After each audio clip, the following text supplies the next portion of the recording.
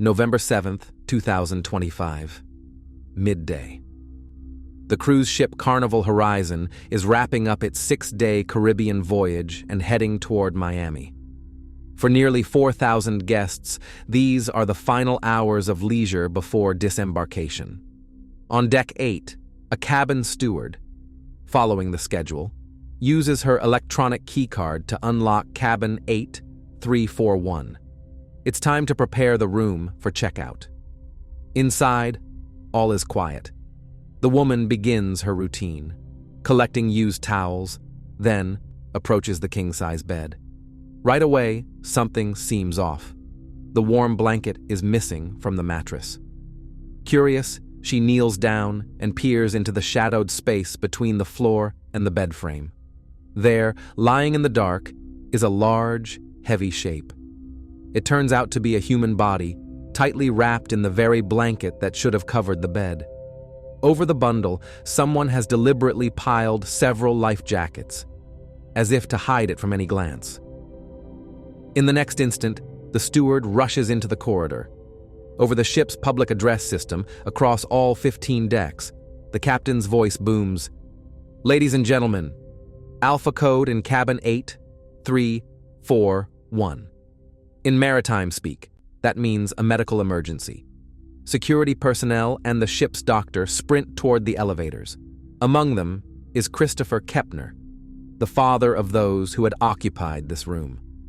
He doesn't yet realize that medical aid inside won't be needed. To the nearly 4,000 passengers aboard Carnival Horizon, the captain's announcement sounded like a final call, the end of a celebration. The music by the pool decks faded. While medical assistance often signals a heart attack or other common illness on a cruise, the urgency and commotion on Deck 8 revealed the grim reality.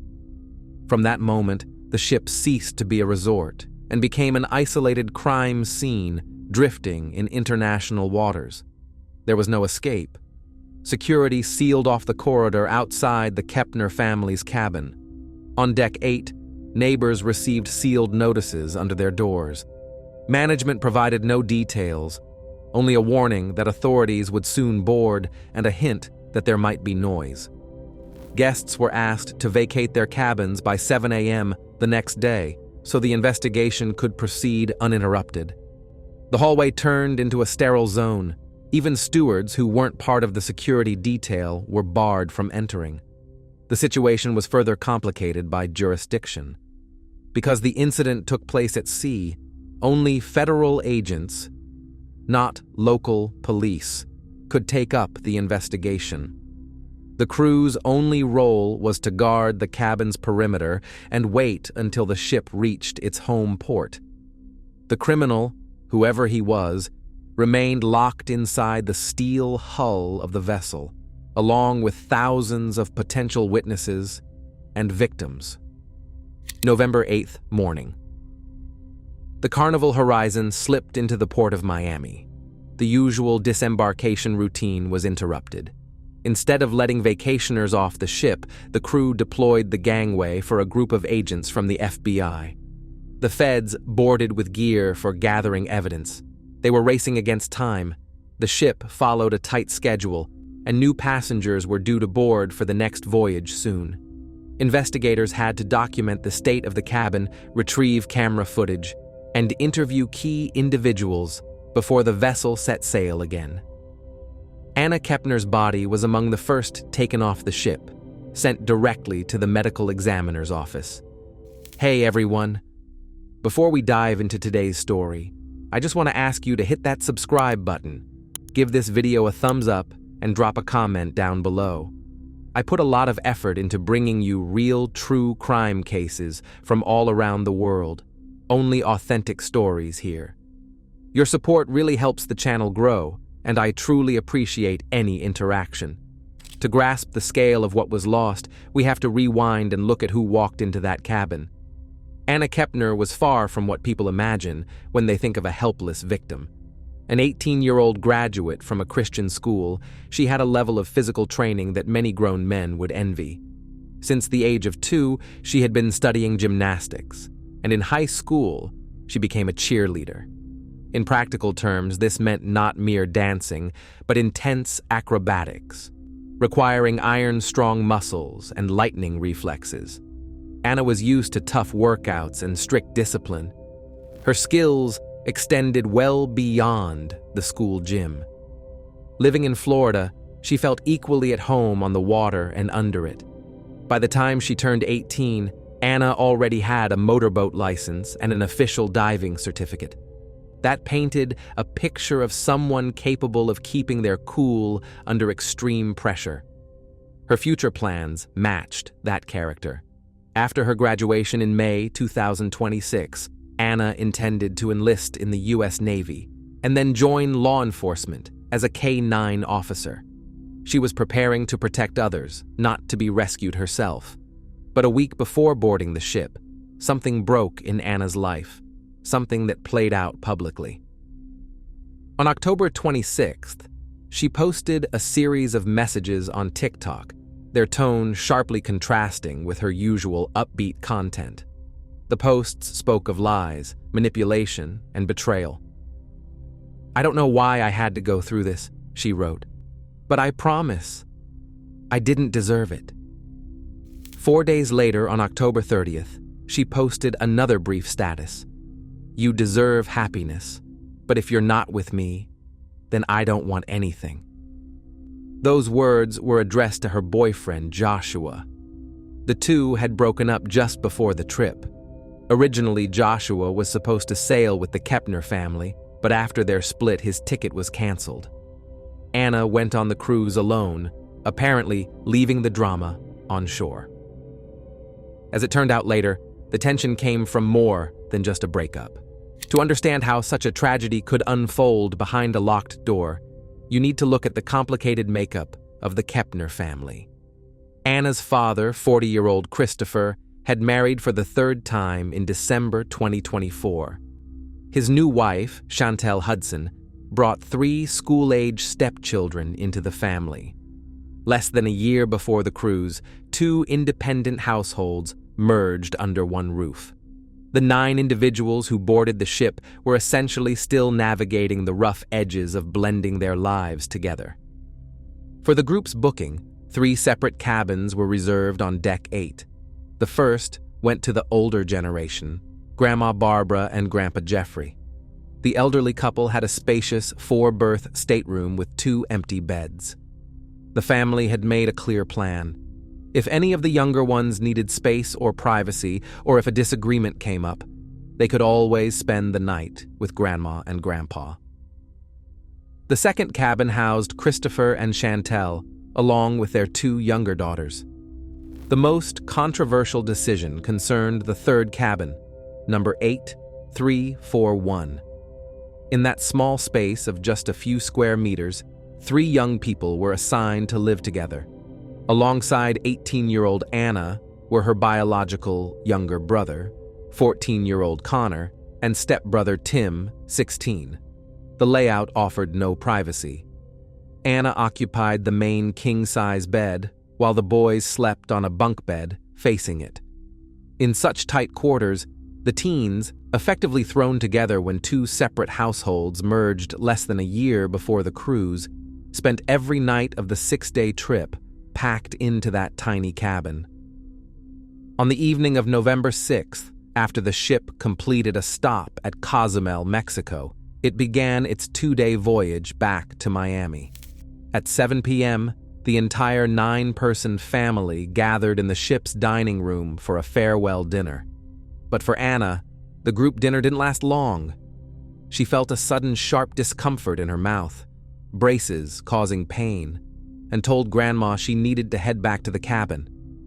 She stood from the table and left alone, walking toward their rooms. Around 9 p.m., Anna resurfaced in the public areas of the ship.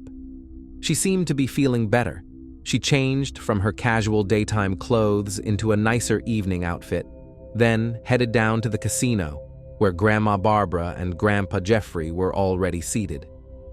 Anna sat down across from them at the gaming table. She even placed a $20 bet. She lost. The chips went to the house. That casino visit turned out to be Anna's last documented contact with her older relatives. After losing, she didn't linger. As she stood to leave, she said to the seated couple, "Grandma, I love you guys. See you later." At exactly 10 p.m., Anna left the gaming area, called the elevator, and returned to Deck 8. The electronic lock registered the cabin door opening. Moments later, the door clicked shut, cutting her off from the corridor. She never came out again.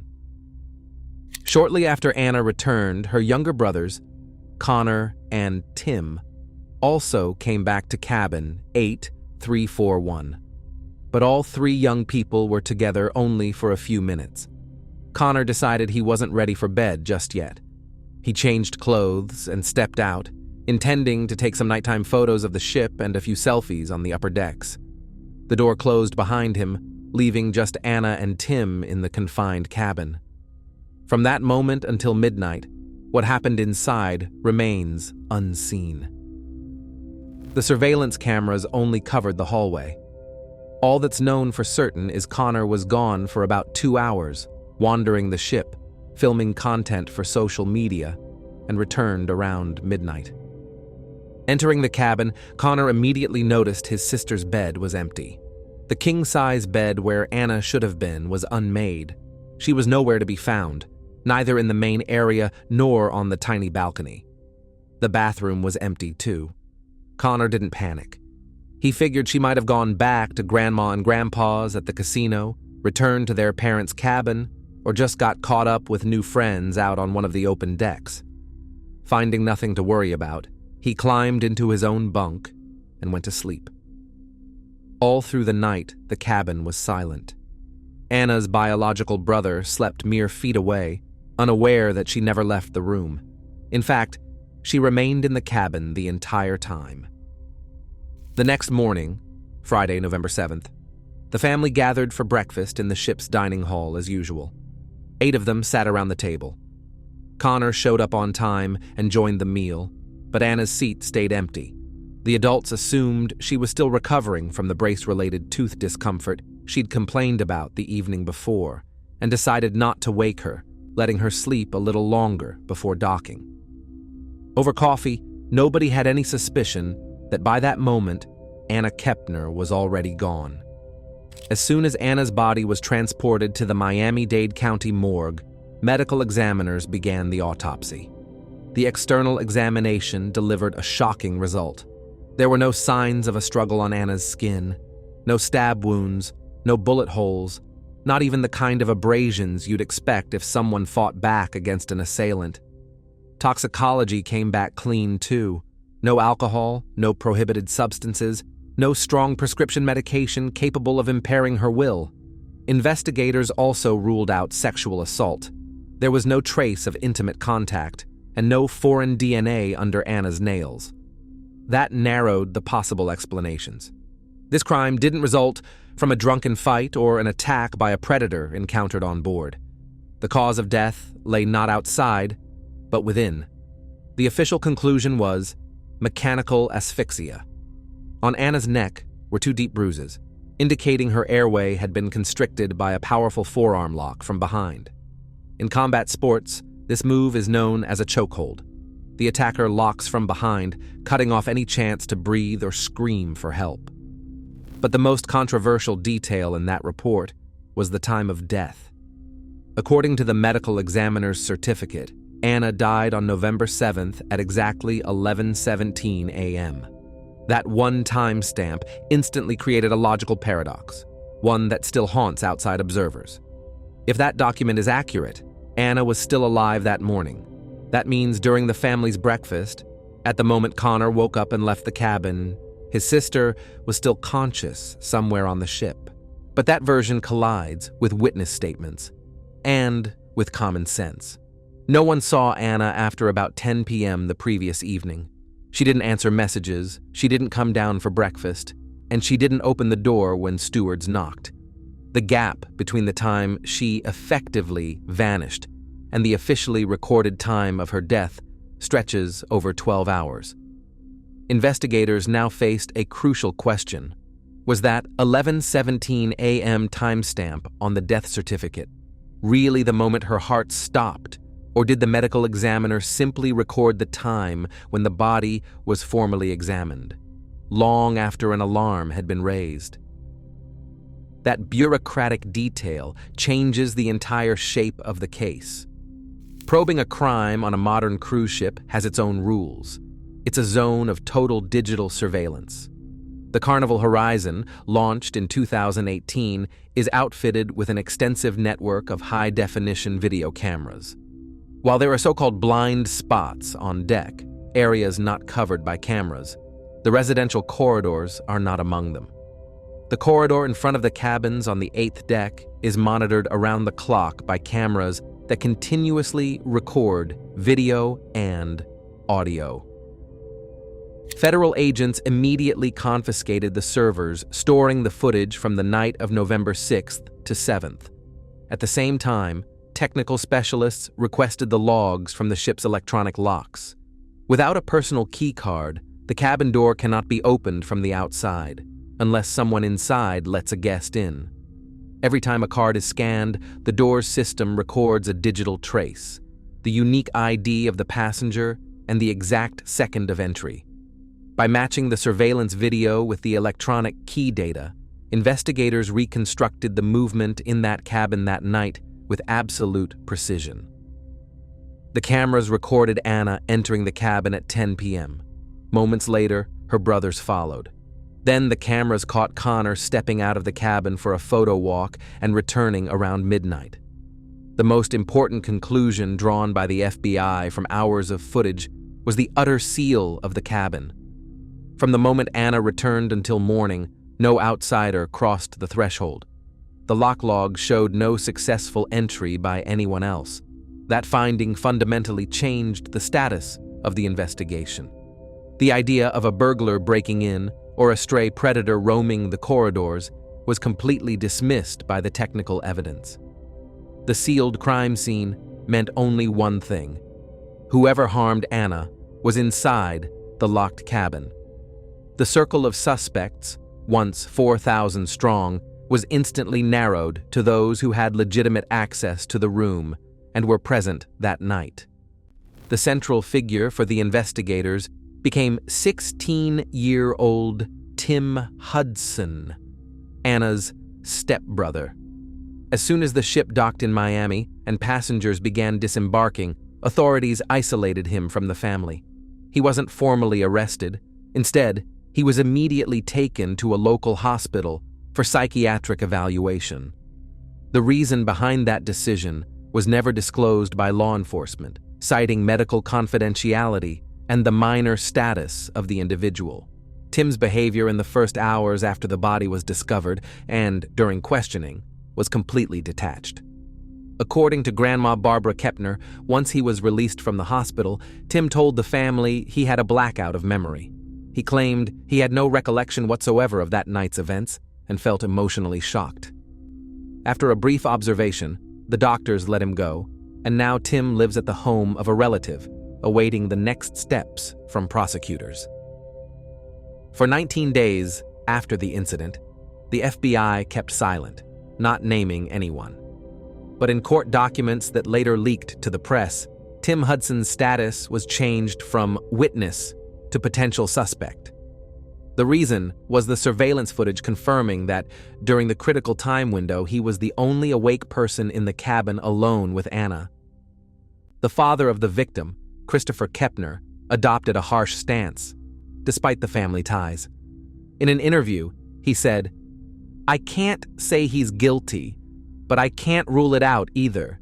He was the only one in the cabin, and if he's responsible, I want him to answer for what happened. That's what I'm fighting for." While official documents recorded a morning time of death, outside witness statements painted a much darker portrait of that night. The key information came from Joshua, Anna's former boyfriend. He reached out to the FBI himself to share details of a private conversation he had with her biological brother, Connor. It turned out that 14-year-old Connor knew more than the first bare report suggested. According to Joshua, Connor told him that he tried to return to the cabin before midnight. He swiped his electronic key, but the door was locked from the inside with a mechanical latch that couldn't be opened from the hallway. Sounds of a struggle were heard, accompanied by the voice of Tim Hudson. Connor distinctly heard his stepbrother shouting at Anna aggressively. The phrase that came through the door was unambiguous. "Shut up, damn it." Connor wasn't able to get inside at that moment and apparently didn't consider the argument fatal. He decided to wait the conflict out on the deck. When he finally returned around midnight, the cabin was quiet, and Anna was gone from sight. These details completely demolish the theory that Anna was alive until 11:17 a.m. the next morning. If Joshua's story is true, the violent confrontation, and likely the crime, happened during the night. When asked why the biological brother remained silent about the scream heard that night, Joshua gave a chilling answer. He claims the FBI agents forbade Connor to discuss what he saw and heard, threatening him with arrest for interfering with a federal investigation. The former boyfriend's testimony shed light not only on the timeline of that night's tragedy, but also on a twisted dynamic within the new blended family. Joshua described Tim's behavior toward Anna as an unhealthy obsession. He told FBI investigators about a specific incident witnessed during a FaceTime call several weeks before the cruise. During their conversation, Tim Hudson walked into Anna's room and reportedly attempted to physically assert himself over his stepsister on the bed, completely ignoring the fact she was on a video call with him. After that incident, Anna drastically changed her routine. She started avoiding overnight stays at her father's house, choosing instead to stay with school friends whenever she could. She openly told those close to her that she felt threatened and didn't want to be left alone with her new relatives, people she had known for less than a year. Her fears were intensified by one disturbing detail. According to Joshua, Tim had a habit of carrying a knife with him at all times. And although Anna's death resulted from asphyxiation, the presence of a weapon on her stepbrother made the home environment feel constantly unsafe. Life in the Titusville house was further strained by the behavior of the adults. Sources close to the Kepner family described the stepmother's role as a central factor in the tension. According to these accounts, Chantel Hudson regularly pitted her own children against her husband's, fostering an atmosphere of quiet hostility. Two rival factions under one roof. In that environment of hidden aggression and unwanted physical behavior, Anna found herself heading into the confined space of a cruise ship cabin. When investigators combined the lock entry data, the autopsy findings, and witness testimony, a clearer timeline of Anna's final minutes emerged. Everything pointed not to a morning tragedy, but to events that unfolded between 10 p.m. and midnight on November 6th. The argument Connor heard through the door escalated rapidly into a physical confrontation. Considering Anna's athletic background and self-defense skills, the attacker likely understood the danger of a direct assault. He used the cramped space to his advantage, approaching from behind. The forearm choke hold documented by forensic specialists would have incapacitated her within seconds. That also explains why no foreign DNA was found under Anna's nails. She had no chance to reach the attacker's face. Once it was over, the perpetrator faced a grim logistical problem. Connor could return at any minute. What happened next demonstrated chilling calculation.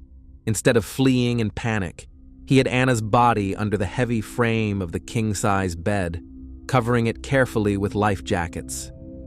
That decision bought him 12 hours of silence. The darkest element of this reconstruction is what followed. Connor eventually returned, noticed nothing, and went to sleep.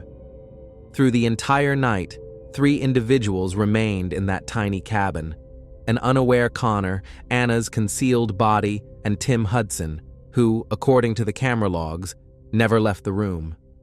He spent the night just a few feet from the consequences of his actions. On November 24th, investigators officially categorized Anna Kepner's death as a deliberate crime. The FBI continues building the case, and although Tim has not yet been formally charged, the theory of an accident has been completely ruled out. Meanwhile, the Carnival Horizon continues its regular Caribbean voyages. The cabin where the crime took place is once again occupied by guests who, while unpacking, likely have no idea what occurred there. This story stands as a stark reminder that the safety of cruise vacations is often an illusion, and sometimes, when you check into your room, it's worth looking carefully at what might be hidden in the darkness beneath your bed.